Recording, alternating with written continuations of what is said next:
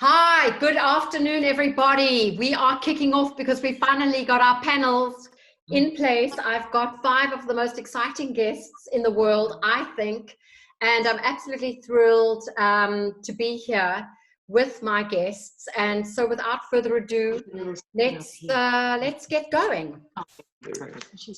I am Hayley Henning. Good morning, good afternoon, good evening, wherever you are in the world. Welcome to our webinar. This is the first Mind to Design webinar hosted by me, Hayley Henning. And as you know, these webinars in the last couple of weeks and months have been a fantastic tool and an opportunity to share information across countries and continents, but especially in the last few weeks where most of us been trapped in our home environments. They have been an invaluable way to bring people together during this very unprecedented and challenging time, where we've now had an opportunity to unite and educate our industry and beyond. So thank you very much for everybody. I've sort of said some thank yous already, but to everybody who supported me in this effort to get this webinar together. It's actually, I was inspired, and it really, sending emails and coordinating, getting my guests together, I must say, would have been far more challenging had we not found ourselves in the situation where, people have been available, and aren't I so lucky to be on the receiving end of that with such a strong, fantastic panel, during this time where most of us are working from home and have the availability to spend time like this in the middle or in the morning on a regular Thursday. I think it's really quite awesome. So thank you to everybody who supported me in my effort to host this webinar, or as I've now coined the phrase, Geminar, which is titled I love that. Design. That's good. My own team, Andrea Prodescu and Peggy Jo Donahue, my friends at SIBJO, especially Stephen Benson and Gaetana Cavalieri, and AGTA and the WJA for promoting this session on your sites. Thank you so much for your support. Also, a big thank you to everybody who's signed in and joined us from all over the world. I'm going to take a little look later. They're popping up on my screen. I'm trying to multitask, but people are, good afternoon from Italy. We've got somebody that's just joined us from LA. We've got somebody now from Switzerland. So this is really, really fun, and thank you so much for doing that. This is super exciting. And as I said, I've listened to quite a few webinars over the last couple of weeks and enjoyed this opportunity immensely to connect with my industry colleagues and friends, which is really why I was inspired to host this one, which involves, as I said, some of my closest industry friends, giving them an opportunity to share their travel stories to mine sites in faraway places, but also giving us, the listener, an opportunity to have an insight into some of these very personal, valuable experiences, not only to them personally, but as huge business advantages too. So as you already know, in my panel of guests, I'm joined by 5 of what I consider to be of the 5 top jewelry designers in the world, and not just jewelry designers, but also businessmen and women who not only make and create incredible pieces of art and expression with their jewels, but they actually also often travel to the origin of where a gem is mined to gain insight into the complete mine to market story. This is not only insight in the mining process and the origin of the gem, but also to connect with communities at the source of where these gems are mined. And this is very often a very big part of the story. This is then, of course, used, this very personal experience is often used to draw inspiration for their designs, which in turn obviously helps to build their business. And so this is what we are going to explore today over the next hour. So I have with me already, we've done already a little bit of a brief introduction, but as you already know from our social media, I have Erica Courtney, Victor Velyan, Deirdre Featherstone, Ulrik Hartmann, and Stephen Webster with me in this conversation.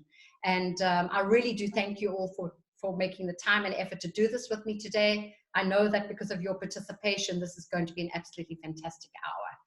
So for everybody listening in, just want to let you know how this is going to work. I'm going to address each one of my guests one at a time and give them an opportunity to answer a couple of common questions, after which we'll have an opportunity to have some more personal conversation about their unique experiences.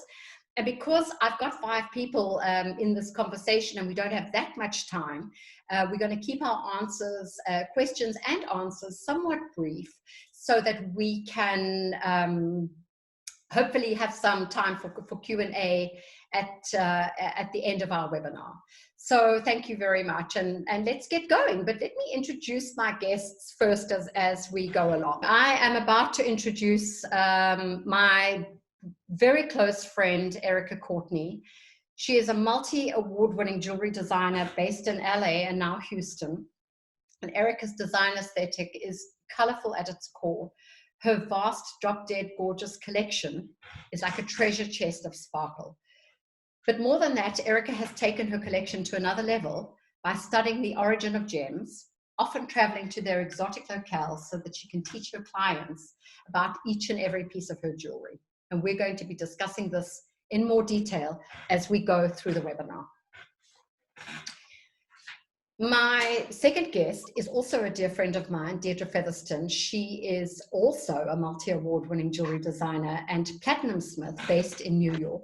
Deirdre is renowned for her use of superior colored gemstones and her incredible engineering of each and every piece of jewelry that she produces out of her atelier in New York City, where she deals with private clients like most of my guests, as well as having a space in Bergdorf Goodman, again, like many of my guests.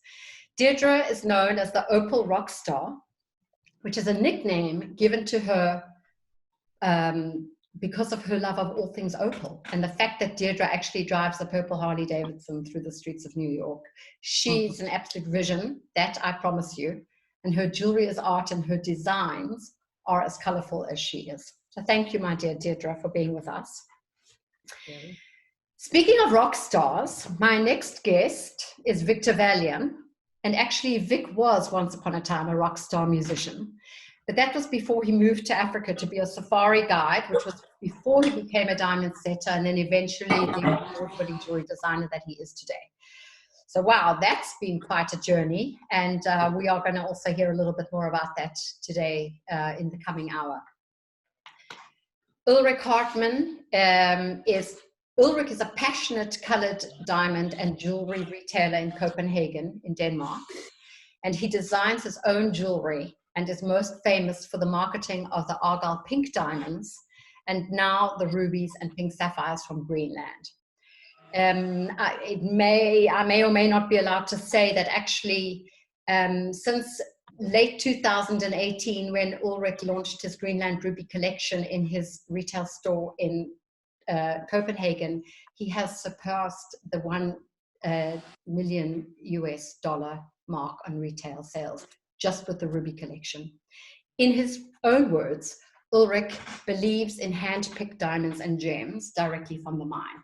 And that's what we're going to hear about today too.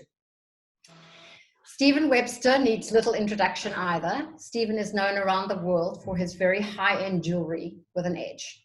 Stephen was born and educated in England, lived in Canada before returning to London in the late 80s, where he started his now very world-famous Stephen Webster brand, which has over 200 points of sale worldwide, as well as his own flagship stores. And of his many awards, achievements, and accolades, Stephen was appointed as a member of the Order of the British Empire, or MBE, for those of you who don't know that. It's an award that is given by His Royal Highness, the Prince of Wales, to somebody in the British Empire who has contributed enormously his services to training and skills in their industry, in which case, in Stephen's case, it's obviously the British jewelry industry. His next achievement, knighthood perhaps. So maybe in the next webinar, we'll be addressing Sir Stephen. Actually, what I should also say is that it's this very week that Stephen was supposed to be with us in Greenland. And this was something we were looking forward to enormously, and unfortunately the trip has been postponed, but this is now something that we can look forward to doing in the next couple of months when things start to open up. And Stephen has been described as being just as capable of taking you down a gem mine as entertaining royalty. So we can't wait to hear more about that. So that's it. That's my panel of guests. And as similar and as different as each one of my guests might be, they all have more than one thing in common, and that they are creative geniuses and intrepid travelers. They are storytellers. And this is exactly what I'm going to let each one of them do right now without further ado. So I've made my little brief introduction.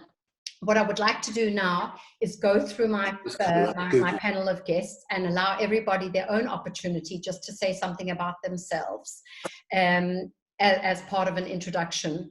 And I would be remiss if I also didn't ask my guests to please to tell us where they are and describe a little bit of what's going on in that location right now. That means a little bit about also perhaps where their businesses are. Have things closed down? Have things started to open? So I'd really love to hear about that from each and every one of my guests. So who's going first? Should we start with ladies first? Erica, why don't you go, my darling? Okay, well, I'm Erica Courtney, jewelry designer, as Hayley said, with fantastic colored stones. I've been doing it for 35 years. Some people want to know, did you always want to be a jewelry designer? And the answer is no, because I didn't think as a woman I could ever be a designer. Why would that be allowed? It just sort of happened one day. I was playing on my kitchen table and glued some rhinestones on a pair of sunglasses, and it sort of started my journey in this industry, and changed from there on, from silver to gold and platinum and diamonds and high-end stones. So that's where I began 35 years ago. Right now we're closed. My offices are closed. We're still shipping. If people need things, we can go in and do those things. And we definitely have a staff that goes in alone, just one person to ship when we need. And with Mother's Day around the corner, we are shipping some things right from there. And I will start my first trunk show next week. I think it's pretty safe to do that as long as you take care. But even after they lift everything, I'm still going to take a lot of care in how I take care of myself and my friends, by wearing a mask when we must and not getting too close, and let's don't hug until we can. And, I just think it's not too much to ask just to stay safe. Thank you, Erica. And I'm pleased that everything's okay where you are. I know this is obviously everybody's going through a terrible time, but yeah, here we are. Deirdre? Hello, I'm Deirdre Featherstone. I am actually sitting in my studio right now because I'm the only one in the studio, and I've had the privilege of actually going back to a bench, sitting down, building some things, and yesterday we shipped out an engagement ring, which was honestly like the lifeblood that I think all of us need right now. Just knowing that people still love each other, people still want to go on with their lives, and to be a part of that was kind of a game changer. Each one of us in our shop has a different specialty. So my stone setter I am not, in fact, I promise you, I'll never set a stone for any of you.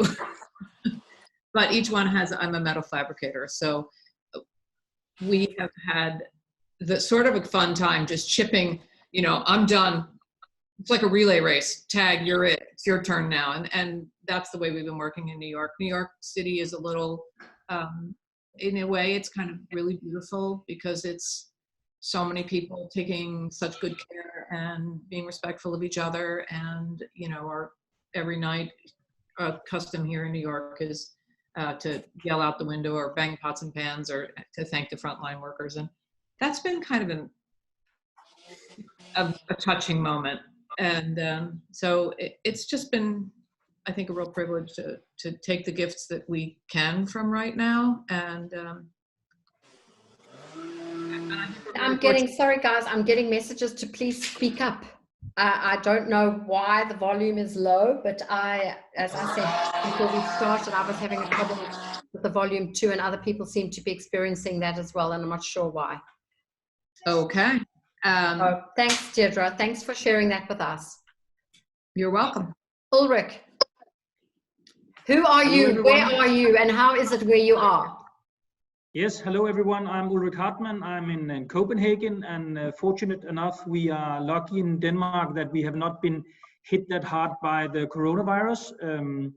We have been open here for 3 weeks with the business picking up. I would say we are maybe selling 75 to 80% of what we normally sell, but people are in a good mood here, and they see the spring is coming out. And to be honest, we have had 2 or 3 very busy weeks here, so everything is quite nice here. Thanks God. Okay, great. That's lovely to hear. Vic, you're up.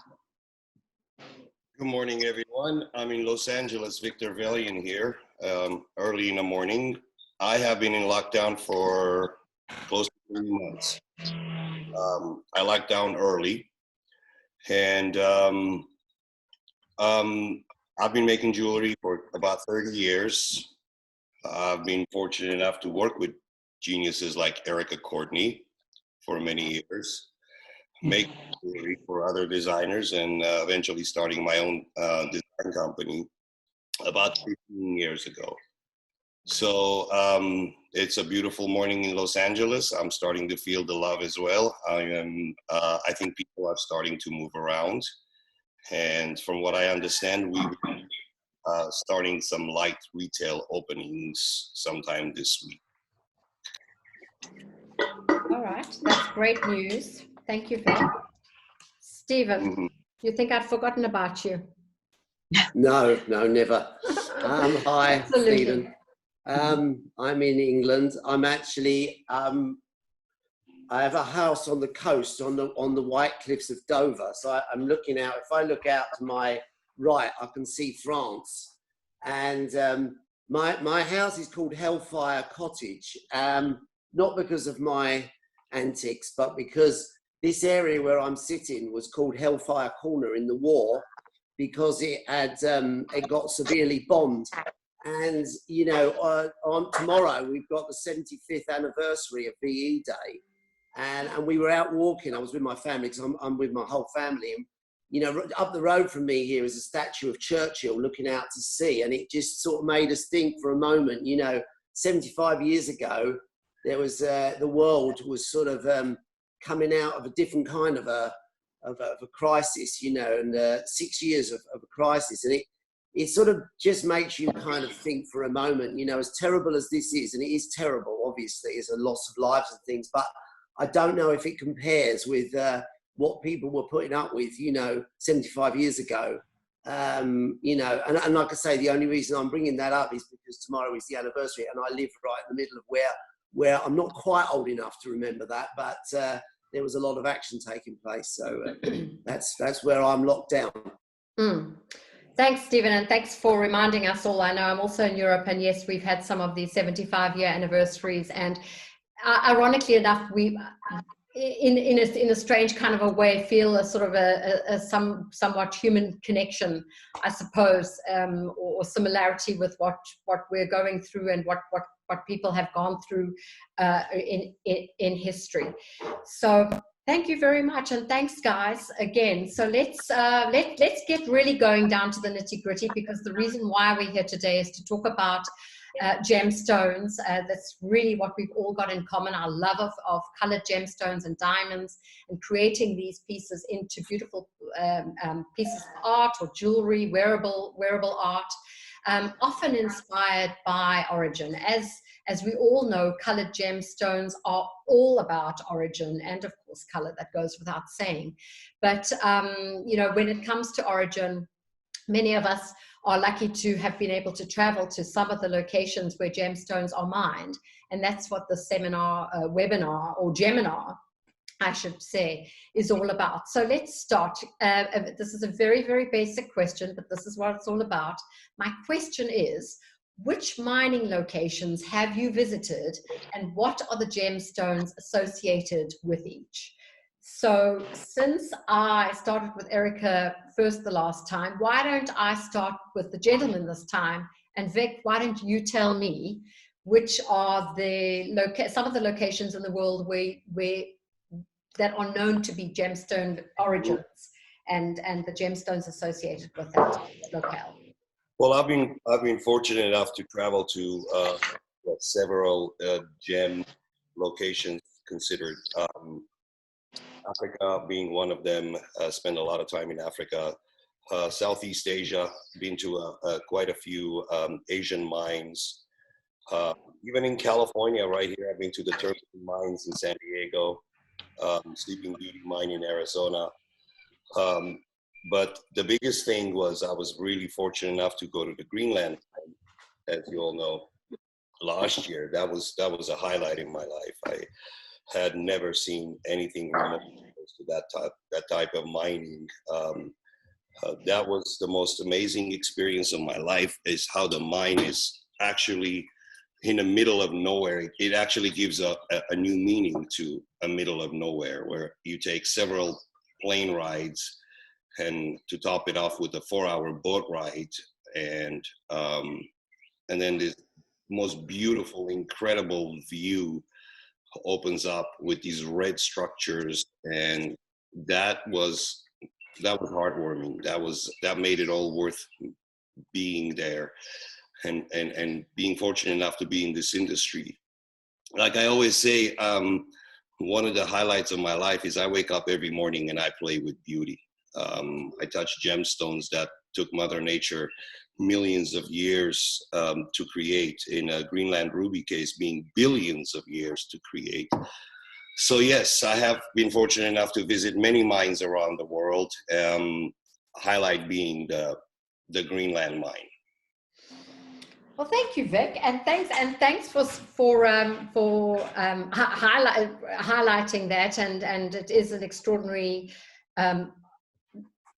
location in itself. Is we could have an entire webinar on Greenland itself and the rubies and pink sapphires from Greenland, but this is a little bit more varied than that. It's not, as you know, only about the rubies and pink sapphires from Greenland. But since we're on the topic, let me ask Ulrik about his experiences in countries with mining operations that have influenced his aesthetic or his design, and therefore his business. So Ulrik, it's your turn, my doll.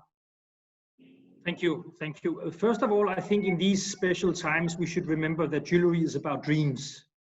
So the story of a gem normally starts with its origin, and it's always nice to connect the beauty of a gem with its birthplace.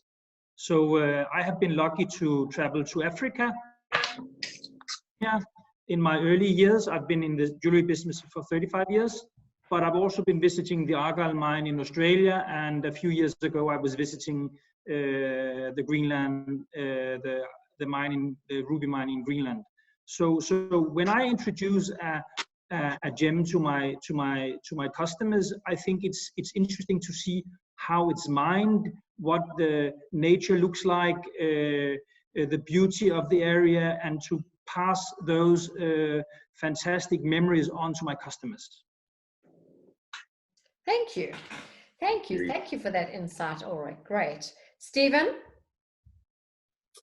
Tell us a little bit about where you Stephen, I mean, we're all travelers, but I think Stephen's really also traversed the globe in search of gems of all kinds. Well, I started early in my career because of the person I was working for. You mentioned I lived in Canada, and I found myself in Banff, Alberta, which is an interesting place to be a jeweler. But the guy I was working for was just kind of like a gem explorer. And I think this was 1980. And I would never have come across that character probably outside of North America, I think, at the time, really in the jewelry industry. You know, he just had I mean, his passion was he was actually like a geologist. I think he worked for the Canadian government or anything, but through that became a gem explorer. So he would go off to all over the world, Afghanistan, Pakistan, Brazil, Africa, wherever there was something of interest, and just come back and kind of put them on my bench, which was a real sort of, it was baptism by fire, really. I think at that point I was only 21, and I'd only really experienced the colour palette that you were probably more likely to be working with, certainly in London at the time, but I think probably a lot of the industry, you know, with diamonds, rubies, pearls, emeralds, sapphires kind of thing. And then these guys dump in things like tanzanites and tourmalines and savorites, and they were all very hard to spell. I do remember that. And then I just had to get on with it. And so even though at that time I hadn't been to a mine, I felt somehow, you know, I understand what it was like, because these things, they looked like they come from the ground as opposed from a stone dealer. And then I started to sort of, at that time, probably a year or so later, started to go to Tucson.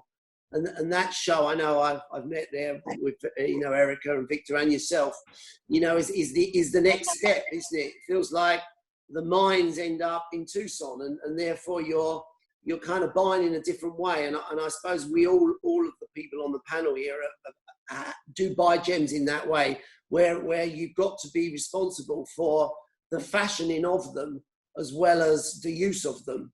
And I think that's been with me my whole jewelry life. So I have been to some mines. I've been in Tanzania and Sri Lanka and in Peru. The one thing I thank God that I don't have to go down those mines every day. I mean, whenever you're in those areas, you kind of look at what people have to do to bring these things out of the ground. And Mother Earth doesn't give these things up very easily. I can guarantee that.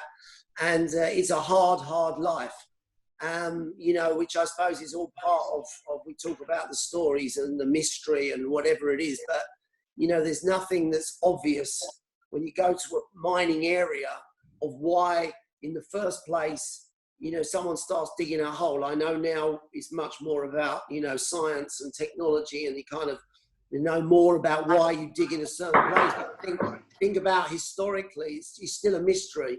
And, you know, you kind of come out of it, and you can't not be impacted by the experience and what people go through and what a rock goes through. You know, I mean, I've got something here that I'm going to have to hold up, because I got this out of a gold mine in Peru. They let me have it. I didn't steal it. But I think probably most people wouldn't even understand that that's called gold ore. And in there somewhere is a tiny, tiny amount of gold. And when you look at the size of the rock and the bit of gold that comes out, you go, wow, why bother? Well, you know, that's kind of what people do. They shift a lot of rock to get something that we work with. So, yeah, that's my gem experiences. Well, thanks, Stephen. And actually, that's a very good point. And it's going to bring me to another question when we finished our round of this question, but certainly as how the value of gems is better explained after one's visited a mining operation. But we'll get there a little bit later. For now, let's just continue on with Erica. Erica, why don't you tell me a little bit about where you've traveled? Because Erica's, I mean, you never know where Erica is. It's where in the world is Erica? She's always on her way somewhere and down a mine somewhere else. And of course, bringing back as many gems as she possibly can for her collection. So why don't you explain a little bit to me or to our audience, not just to me, you know, some of those travels that you've done and some of the gems associated with that. Well, my first trip was with you to Tanzania to go down the Tanzanite mine. And I mean, you know, as Stephen said, we don't know what we're expecting, you know, and for me, I kind of live a little fairy tale-ish life, and I thought that Snow White and the Seven Dwarfs were going to take me down in a little car, not realizing that there would be lunch down there, actually, you know, because I was starving to death by the time I got down. It's very hard to go down that far. I think we went down 250 meters that time, and it was exhausting. And at that point, I was in the best shape of my life, and I just couldn't even. It was so hard. It was so hard. I was shaking when I came up. It's so difficult coming. Once you go down, you have to come back up, right? And you're already tired.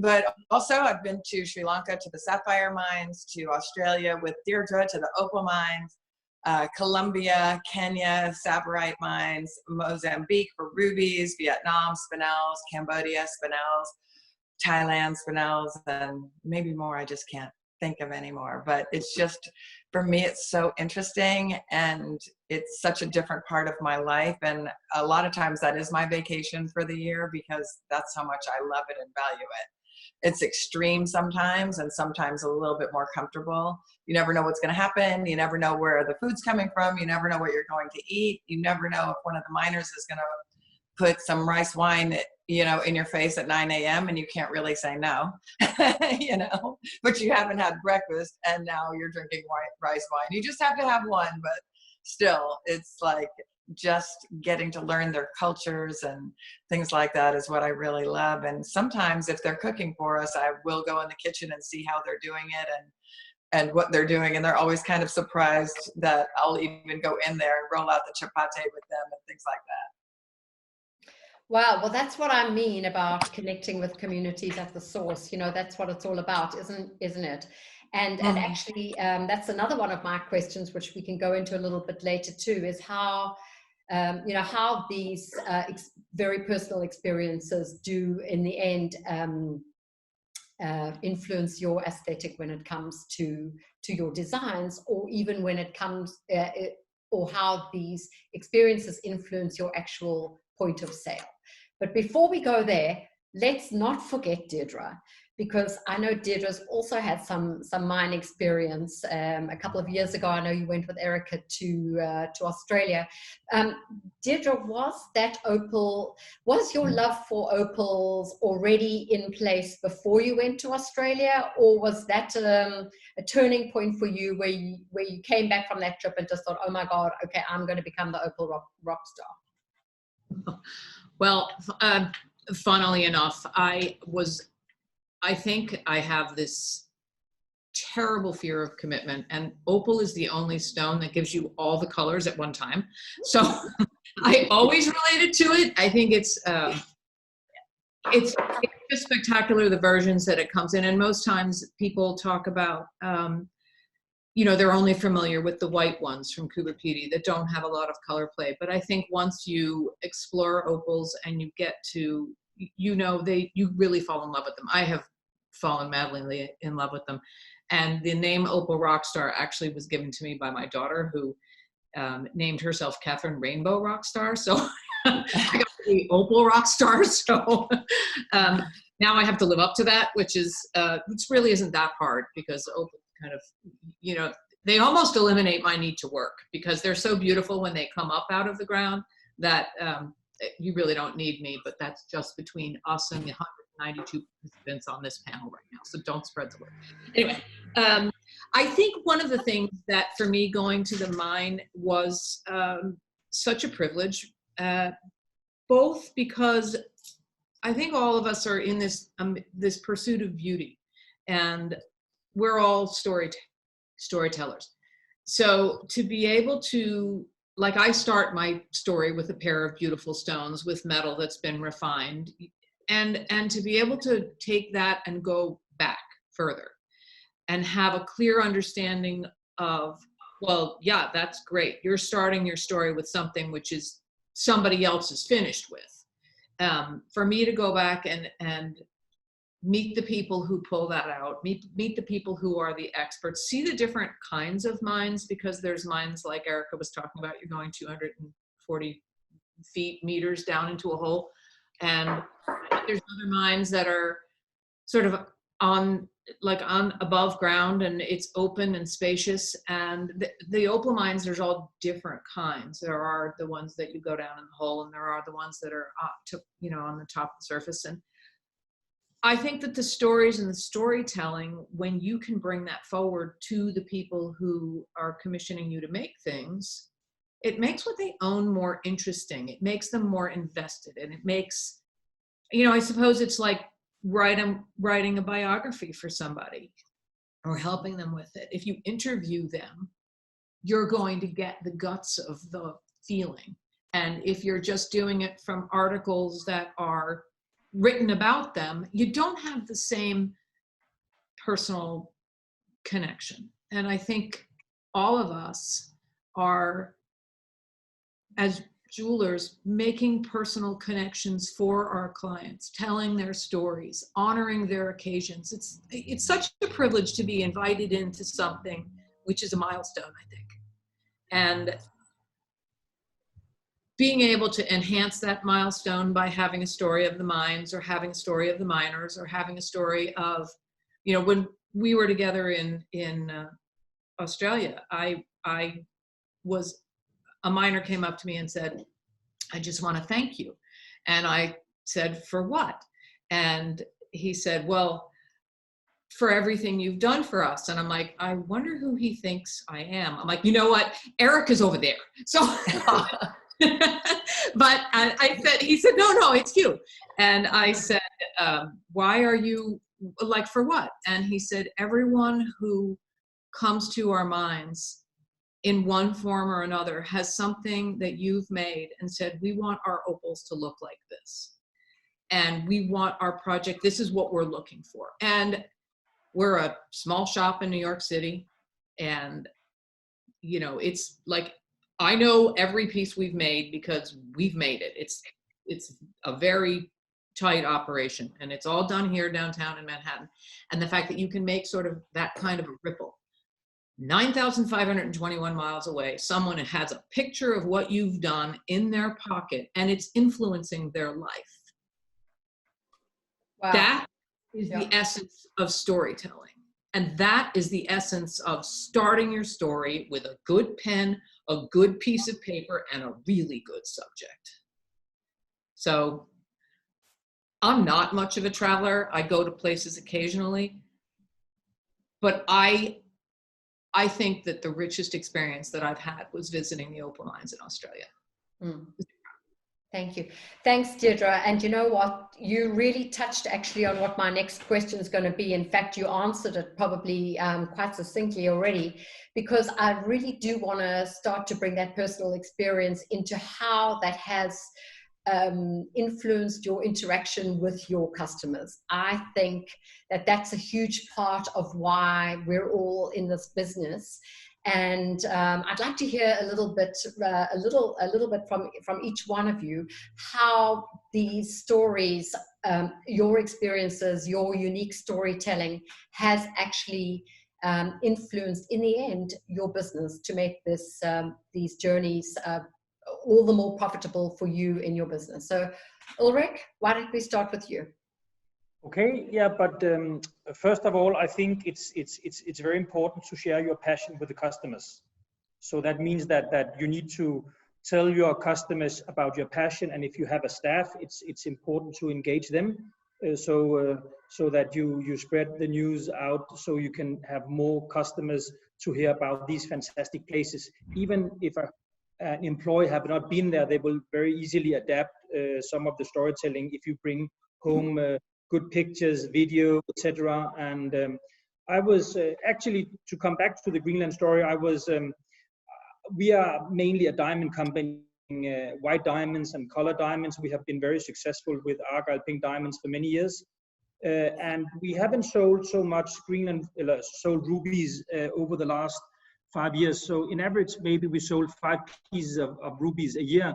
And then we bump into this Greenland Ruby project, where we saw the beautiful colors and thought it would be a fantastic story to bring out to our customers. And the first 2 months where we were marketing the Greenland Rubies with very good storytelling and social media and video, we actually sold 200 pieces. So can you imagine, in 1 year, we have been selling 5 pieces in 1 year. And if you add storytelling and some good pictures and responsible sourcing and people, they love these stories. Today consumers, they want conversation pieces. They want jewelry where they can actually connect to the pieces and also explain them to their daughter, to their sister, to when they have a dinner, to their friends. So to bring out stories about jewelry is so important today, and to do the correct storytelling. All right, thank you so much. And I think everybody on our panel agrees with the aspect of storytelling. Victor, is there anything that you can add to that? I mean, I know you're a great storyteller too, and I know that much of your aesthetic has been influenced also by your experience, and your sales are also influenced by your storytelling. Absolutely, yeah? I agree with my colleagues. I agree with Deirdre. She said it all pretty much. We are storytellers, and a good story starts with a good pen. In our case, good material. And I think everyone you have in your panel today, they don't just make jewelry, they make serious, significant, collectible jewelry. And most of my clients, my collectors, they want to hear the story. They want to know. I mean, as a young man, as a young designer, when you first start going to these gem shows, you're just buying everything that looks good. It's already cut. It's pretty. And assuming you will have a market for it. Then later on, I developed this extreme passion for actually researching and finding out where the stone came from, what was involved, who mined the stone, who cut the stone, who brought it to the market. But I'm very fortunate now that I can be involved in every aspect of a gemstone coming to life, starting from mine all the way to my bench, and then all the way to the retail location where that piece might, I mean, I often get phone calls where an associate is in front of a client and client wants to know certain specifics about a gemstone. Now, if you're not involved, you wouldn't be able to answer that.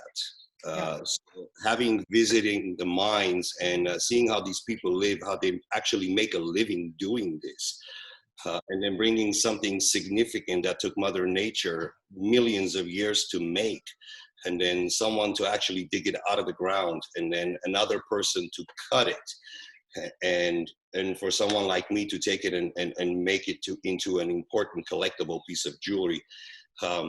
It's euphoric. I mean, I thank God every day for all the paths I could have chosen. I ended up choosing this. So that's all I have to add to that.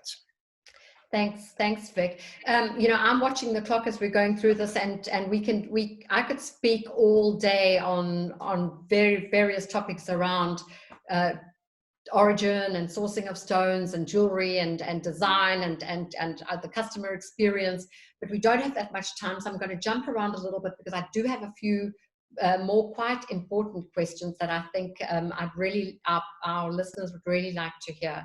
I would like to ask Stephen what the words responsible sourcing mean to you, Stephen.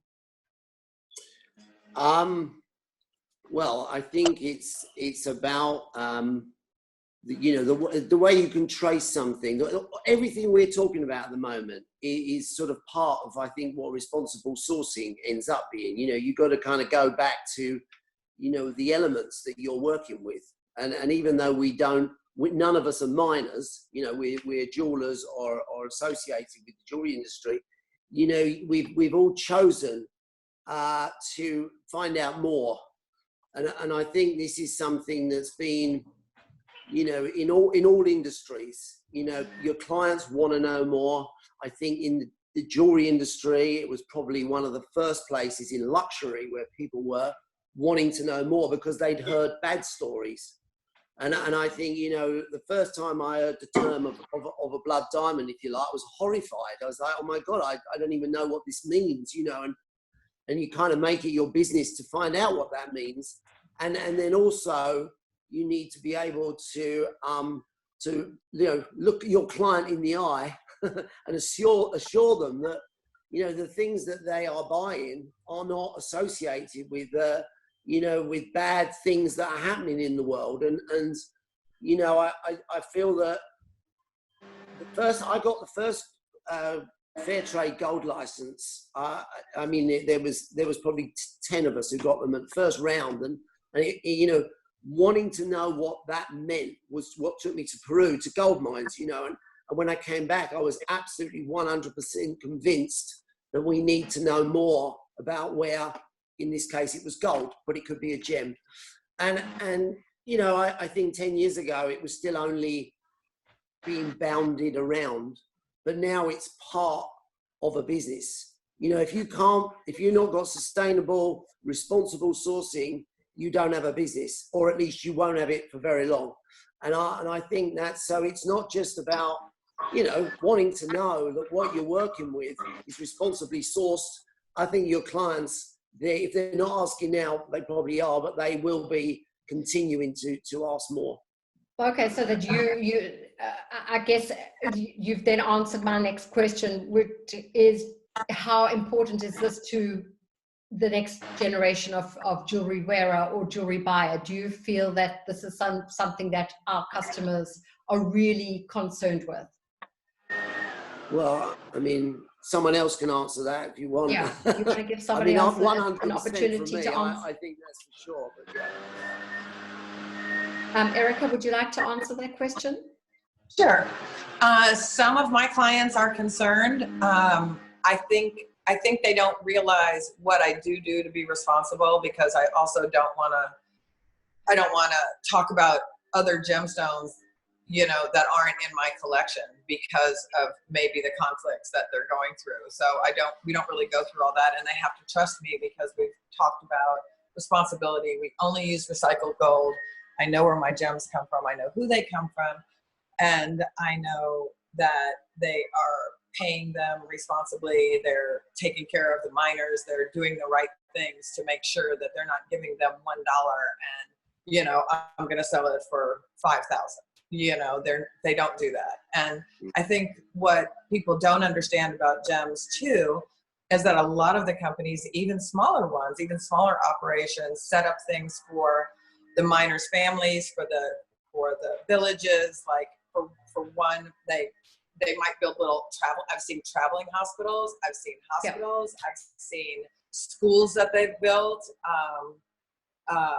So many things, free medicine. But don't you agree then that that's part of our responsibility of storytelling? Because if we don't tell our customers about these acts of goodwill that are taking place in mining locations, how are our customers going to know about it? So that's part of your storytelling, right. Am I right? 100%. Absolutely. It's our responsibility to tell the story. Because, like you said, how else are they going to know? Yeah. Ulrik, can I ask you, in terms of traveling to mining operations and really seeing how these gems come out of the ground, and somebody touched on it a little bit earlier, but really getting a full understanding, does that affect the way you see the value in a stone, or the way that you can sell that on to your customer? Because, you know, as somebody had mentioned earlier, bringing these gems out of the ground is such an enormous process that sometimes you don't realize until you've actually seen it with your own eyes. My question is, does that influence your sales process? Because all of a sudden, you know, the value of said gem is worth every single penny, because you've seen things that are just, in fact, amazing that it even, you know, showed up in your store. Yes, I think we should just have the noise in the background. Somebody's making coffee somewhere, so maybe they should just mute it. Yes. Yeah, something's going on. We've got a lot of feedback here. Yeah, somebody should just mute it if they're doing coffee. Yes. I'm so sorry. My gardener's in the garden and I can't get his attention. I'm so sorry. Okay, no problem. So basically, first of all, I'm also I also believe in responsible sourcing, but I would also like to mention, just before we start talking about this, that especially the younger generation are very much into responsible sourcing and are asking a lot more questions that my traditional customers does here in Scandinavia.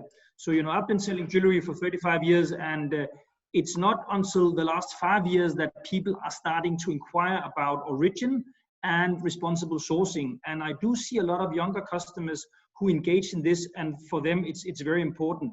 And what we have seen with the Greenland Rubies here in Copenhagen is actually that a lot of our younger customers has bought it because of the origin, but also because of the responsible sourcing. And maybe I did not see that 5 years ago. So it's becoming an important factor for sure.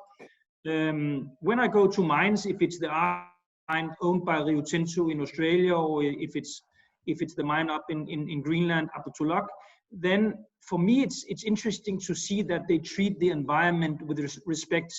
You know, mining operations for many, many years has been a little bit a dirty business. I'm sorry to use the word dirty business, but what is important for me to see is actually that they look after the environment and they clean up after themselves, and they use manpower where they give them good conditions.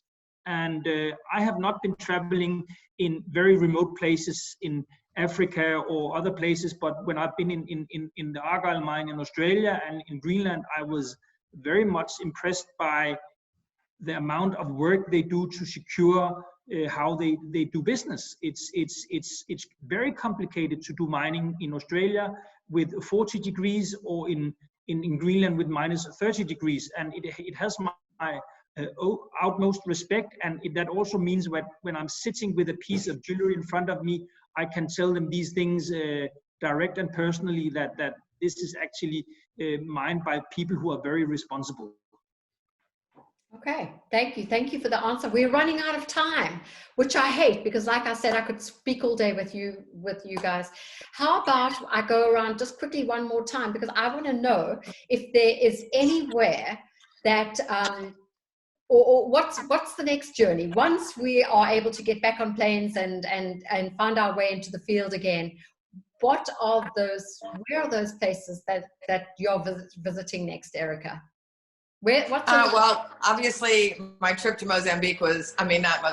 Madagascar was canceled this year because of COVID and what's happening, which is very disappointing. So, yeah. But postponed, right? Postponed. So you will go. Postponed. I'll definitely go, and actually I don't really care where I go. If I haven't been there, that's the place I want to go. I don't care if it's super hard to get there, however we do it, or super easy and we're staying in luxury, which isn't real luxury, but it's better than sleeping on the ground in the jungle, but I love traveling and going to these remote places and seeing what's different about the world, and also seeing the good that gems do.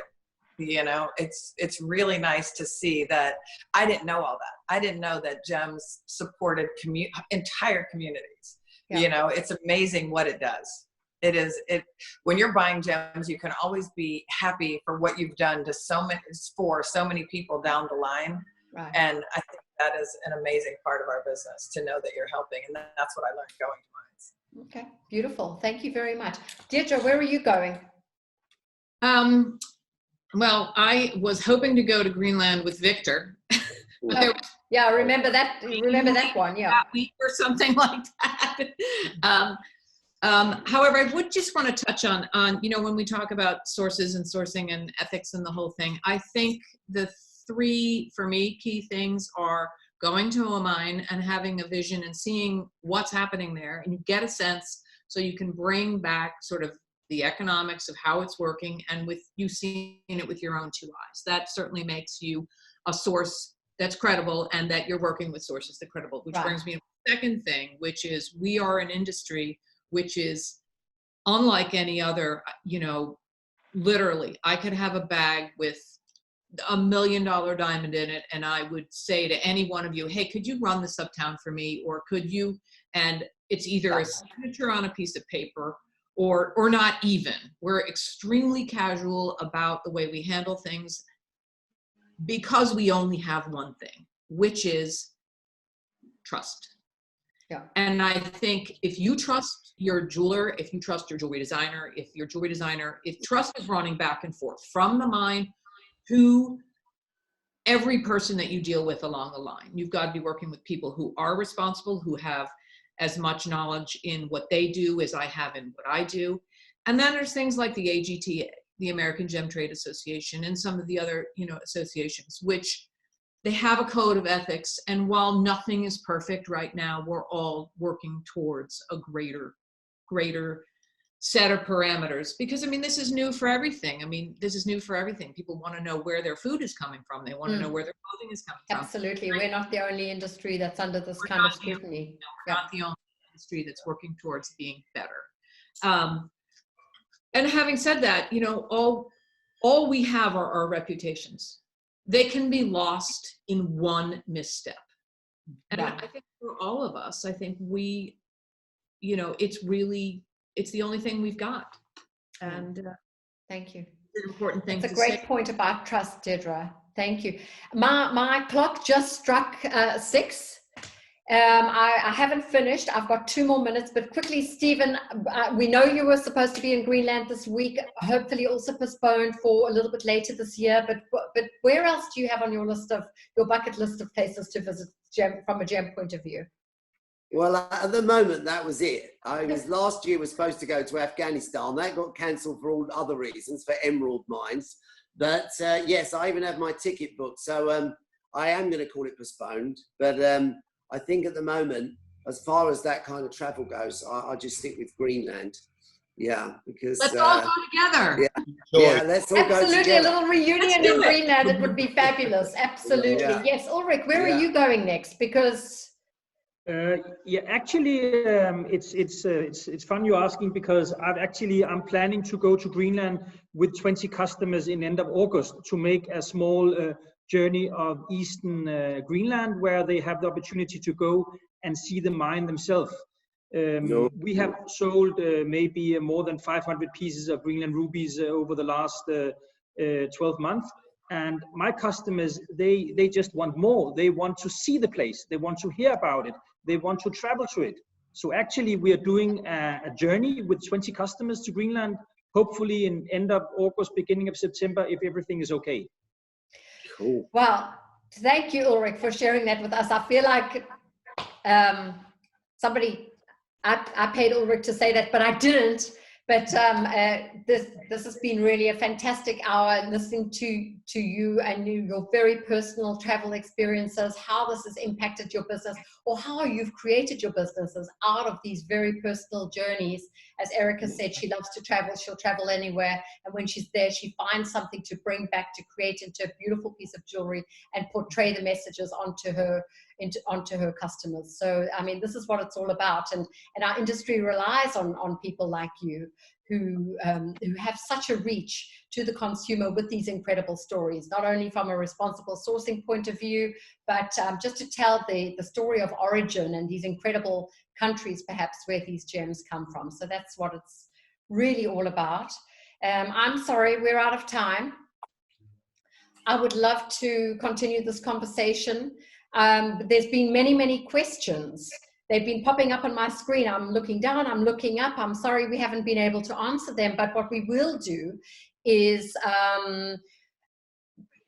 answer as many questions as we can, post them on our social media or directly through email. We'll try to publish some of this information that we've shared here today, because it has been so valuable and so much fun. So thank you very, very much to my incredible panelists. You are incredible, not only incredible jewelry designers, but an incredible force within our industry and an influence on people's very, very personal